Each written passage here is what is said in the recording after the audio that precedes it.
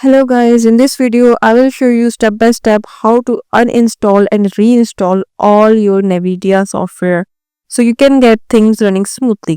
The process will require a few restarts, so be prepared for that. Let's start.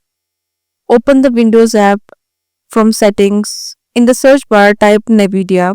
You will see a list of Nvidia software like the control panel, drivers, audio graphics and GeForce Experience, etc.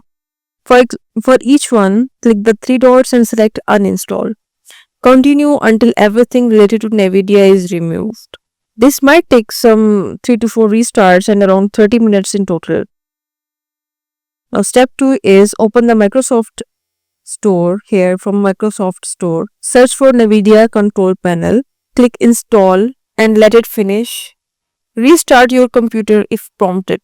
Open the Google and go to the Nvidia official website. Click on this Nvidia and go to drivers. Select your exact graphic card model and operating system. Download and install the driver. But this method not recommended for you. The second thing is search online the Nvidia GeForce. Go to this site and download for Windows. Install it and then open it. It might take few time.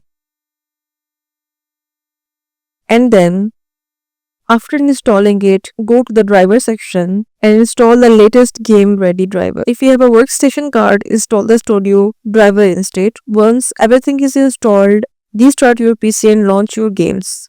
The issues like Nvidia reflex pop-up should be gone. If it helped you, please like and subscribe for more quick tutorials. Thank you.